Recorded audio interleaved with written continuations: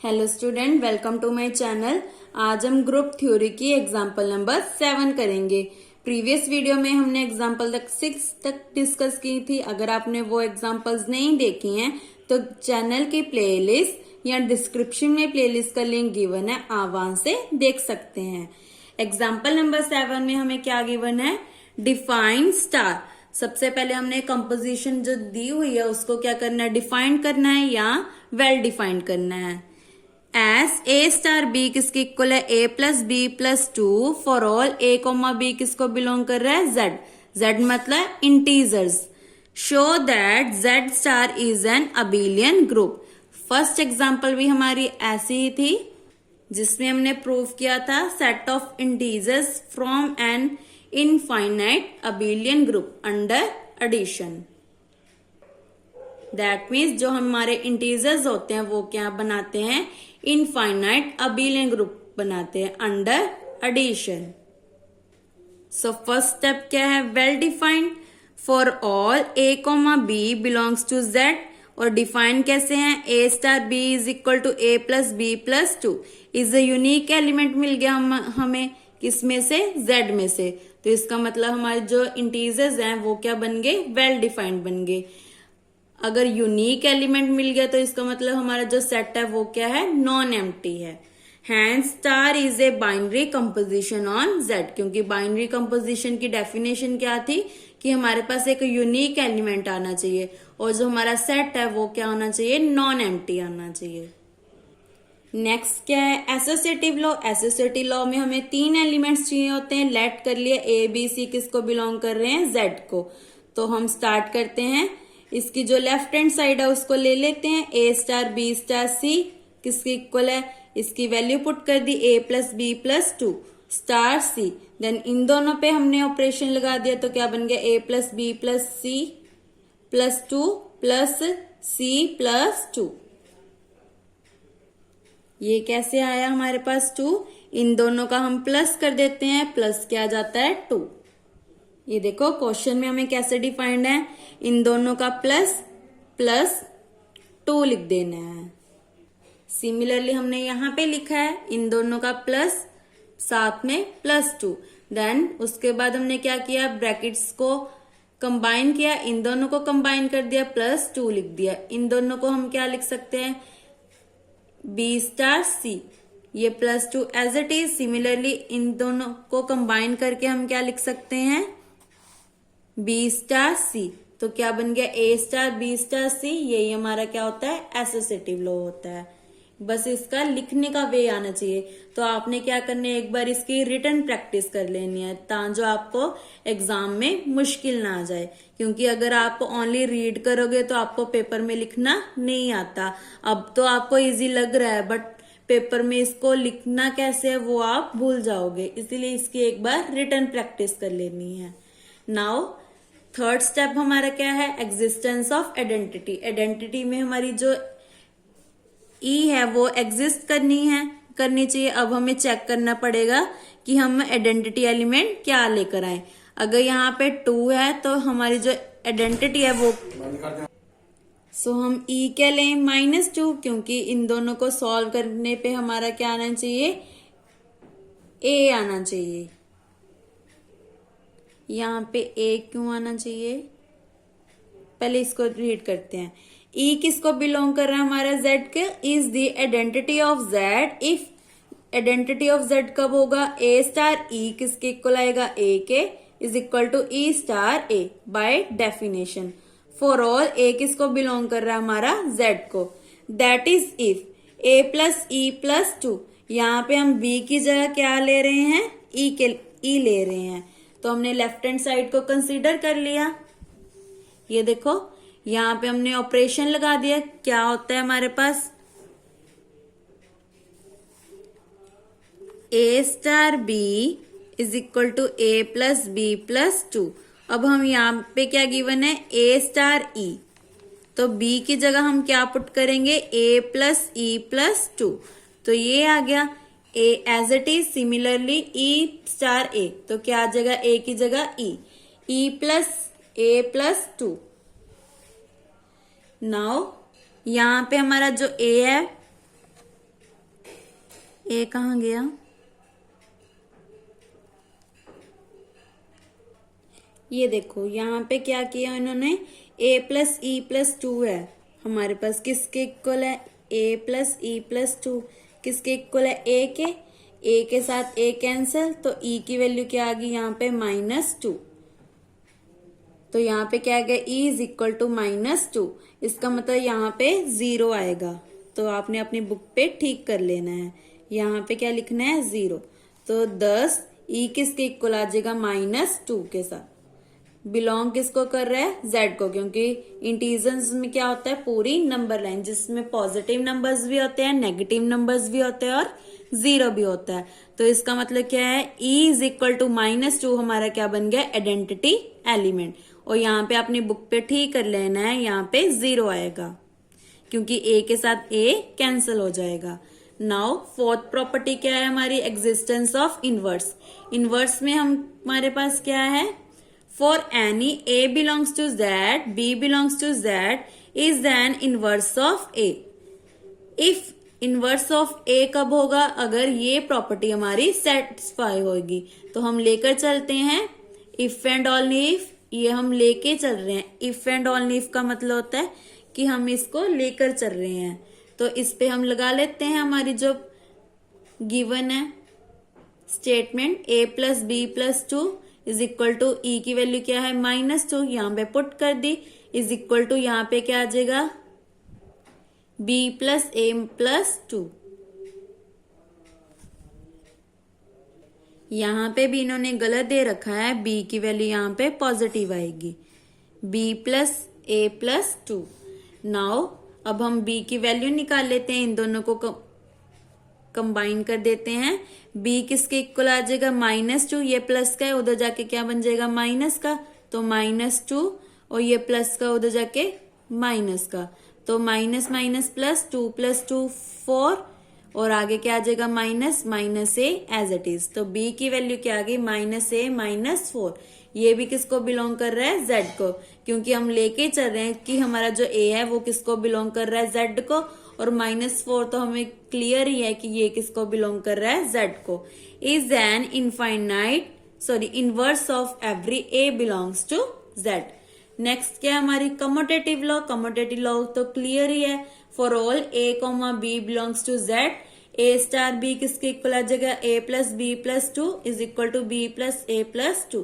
तो इसको हम क्या लिख सकते हैं? b star a। तो z हमारा बन गया अबिलियन ग्रुप अंडर स्टार। इस एग्जाम्पल को एक बार आपने रिटर्न प्रैक्टिस करनी है, क्योंकि इसमें थोड़े से स्टेप्स डिफरेंट थे जो हमने प्रीवियस एग्जाम्पल्स की थी। तो इसकी एक बार आपने रिटर्न प्रैक्टिस कर लेनी है। और जो ये एग्जाम्पल नंबर 7 है, ये भी इम्पोर्टेंट है, जो आपको 3 मार्क्स में आ सकती है। सो आप यहाँ पे इम्पोर्टेंट लिख लो। नेक्स्ट है example number 8। Show that the set Q star for all rational numbers except -1, -1 को छोड़कर from an infinite abelian group under the composition star defined by a star b is equal to a plus b plus ab for all ab belongs to Q star। जो हमें ये composition given है वो क्या बना रही है? Abelian group बना रही है एक्सेप्ट -1। सो सबसे फर्स्ट स्टेप क्या है? वेल डिफाइंड करना है हमने, देन उसके बाद हमने अपनी 4 प्रॉपर्टीज लगानी है। टोटल प्रॉपर्टीज हमारी कितनी है? 5। तो स्टार्ट करते हैं। लेट कर ले कि ए बी किसको बिलोंग कर रहा है? क्यू स्टार को। ए बी अगर क्यू को बिलोंग कर रहे हैं तो ए किसके इक्वल नहीं आना चाहिए? -1 के। Similarly B not equal to -1, क्योंकि यहाँ पे क्वेश्चन में गिवन है कि एक्सेप्ट -1, तो ये लिखना बहुत इंपॉर्टेंट है। सो नेक्स्ट क्या लिख दिया? ए स्टार बी किसके इक्वल है? A plus B plus A B के। ये भी किसको बिलोंग कर रहा है? क्यू को, क्योंकि हमें क्वेश्चन में गिवन है। Now we check whether A star B किसके इक्वल आ रहा है? -1 के इक्वल आ रहा है या नहीं आ रहा। हम लेके चल रहे हैं कि हमारा जो ए स्टार बी है वो किसके इक्वल है, -1 के। तो यहाँ पे हमने वैल्यू पुट कर दी ए स्टार बी की। अब हमारा जो -1 है वो नेगेटिव है, तो लेफ्ट हैंड साइड आकर बन गया +1, देन इक्वल टू 0। नाउ इन दोनों में कॉमन क्या आ रहा है, ए, अंदर क्या बच गया 1 + b। सिमिलरली यहाँ पे कुछ भी कॉमन नहीं आ रहा तो क्या लिख सकते हैं, +1 b +1, देन इनको कंबाइन कर दिया a +1 b +1 किसके इक्वल है, 0 के। तो a equal to -1 b equal to -1, but ये तो कॉन्ट्राडिक्शन होगी क्योंकि हमने शुरू में लिखा था कि a not equal to -1 b not equal to -1। तो हम जो लेकर चल रहे थे वो क्या आ गई, कॉन्ट्राडिक्शन आ गई। तो इसका मतलब जो ए स्टार बी है वो नॉट इक्वल टू -1 है। तो ये हमारे पास एक यूनिक एलिमेंट बन गया। तो ये हमारी बाइनरी कंपोजिशन सेटिस्फाई होती है। नेक्स्ट क्या है, एसोसिएटिव लॉ। एसोसिएटिव लॉ में हमारे पास 3 एलिमेंट्स होते हैं। तो लेट कर लिया ए बी सी किसको बिलोंग करें, क्यू स्टार को। तो पहले हमने लेफ्ट हैंड साइड कंसीडर की, इन दोनों की वैल्यू पुट की, देन स्टार सी, फिर इन दोनों पे ऑपरेशन लगाया तो क्या आ जाएगा, इन दोनों का प्लस, प्लस क्या आ जाएगा, इन दोनों की मल्टीप्लाई। तो मल्टीप्लाई यहां लिख दी। जैसे हमें क्वेश्चन में गिवन है वैसे हमने ऑपरेशन लगाना है। क्या गिवन है, पहले इन दोनों का प्लस, देन इन दोनों की मल्टीप्लाई। तो सिमिलरली यहां पे ऑपरेशन लगाएंगे, इन दोनों का प्लस, इन दोनों की मल्टीप्लाई, देन इसको ओपन कर देंगे, ए सी ये रहा, या तो सी ए लिख सकते हैं, B C plus A B C, और ये वाले एलिमेंट्स एज इट इज।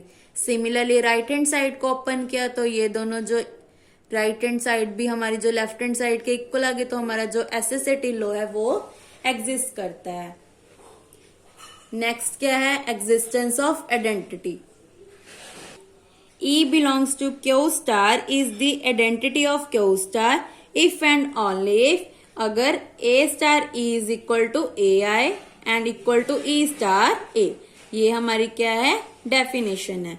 तो डेफिनेशन को लेके चल रहे हैं तो ऑपरेशन लगाएंगे कैसे, यहाँ पे दैट इज इफ लिखना बहुत इंपॉर्टेंट है क्योंकि हम ये लेकर चल रहे हैं कि ये तीनों क्या है, इक्वल हैं। और लास्ट में आइडेंटिटी की वैल्यू लेकर आएंगे क्योंकि यहाँ पे हमें पता नहीं है कि हम कौन सी आइडेंटिटी लगाएं, अंडर एडिशन आ रहा है कि अंडर मल्टीप्लिकेशन आ रहा है। अगर अंडर एडिशन होता है तो आइडेंटिटी 1 के इक्वल आती है, अगर मल्टीप्लिकेशन है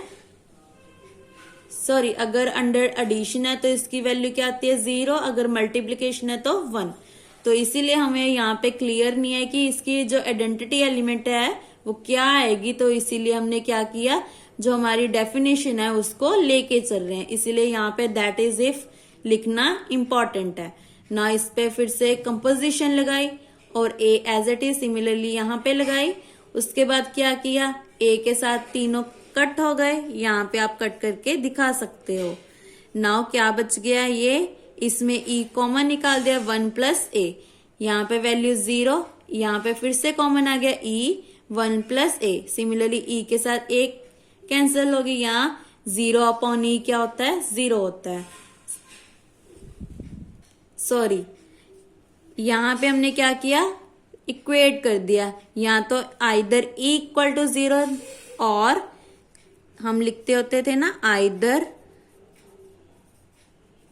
e = 0 और 1 + a = 0, बट ये तो सेटिस्फाई नहीं हो सकता है क्योंकि a = क्या आ जाएगा, -1, क्योंकि हम शुरू से लेकर चल रहे हैं कि हमारा जो a है वो नॉट इक्वल टू -1 है। तो इसको हम रिजेक्ट कर देंगे तो हमारी e की वैल्यू क्या आ जाएगी, 0। तो ये हमारी बन गई आइडेंटिटी बन गई। नेक्स्ट क्या है, इनवर्स। इनवर्स में क्या करते हैं, for A belongs to Q star, B belongs to Q star is the inverse of A if and only if। Definition क्या है हमारी, A star B is equal to E is equal to B star A। फिर से इस पे binary operation लगा दिया, then उसके बाद B कॉमन आ रहा है तो कॉमन निकाल दिया। उसके बाद क्या किया, B की वैल्यू निकाल दी। B की वैल्यू कैसे निकाली है, यहाँ पे लिख देती हूँ, B, A plus B as it is. यहाँ पे a प्लस क्या है, उधर जाके क्या बन गया माइनस का, और ये मल्टीप्लाई में गिवन है, उधर जाके डिवाइड में, तो b की वैल्यू क्या आ गई -a/1 प्लस a। यहाँ कैसे लिख सकते हैं -a/a+1, क्योंकि अंडर एडिशन तो हम इसको एक्सचेंज कर सकते हैं। तो यहाँ पे क्या लिखेंगे कि जो ये एलिमेंट है वो किसको बिलोंग कर रहा है, क्यू स्टार को, एज जो हमारा a है वो नॉट इक्वल टू -1 आना चाहिए। तो b किसके इक्वल आ गया -a/a+1 is the inverse of every a belongs to Q star. Last property हमारे क्या है, या लास्ट लॉ हमारा क्या है, कम्यूटेटिव लॉ। कम्यूटेटिव लॉ में क्या होना चाहिए, a star b is equal to b star है, तो यहाँ पे हमने लगा दी हमारी जो कंपोजिशन है, तो वैल्यू क्या है a plus B plus A B. Then इन दोनों को हमने क्या कर दिया, एक्सचेंज कर दिया, क्योंकि अंडर एडिशन हम इसको एक्सचेंज कर सकते हैं, क्योंकि a plus B plus A same होता है, जैसे कि 1 प्लस 2 2 प्लस 1 की वैल्यू सेम आएगी। देन यहाँ पे हमारा क्या बन जाएगा, b स्टार है, तो यहाँ से क्लियर हो रहा है कि हमारे जो कम्यूटेटिव लॉ है वो एग्जिस्ट होता है। अगर हमारे 5 लॉ एग्जिस्ट करते हैं तो हम क्या लिख सकते हैं, Q star is an infinite abelian group under star. So इसी के साथ हमारी एग्जाम्पल नंबर 8 कंप्लीट होती है। नेक्स्ट वीडियो में हम एग्जाम्पल नंबर 9 से स्टार्ट करेंगे। Thank you.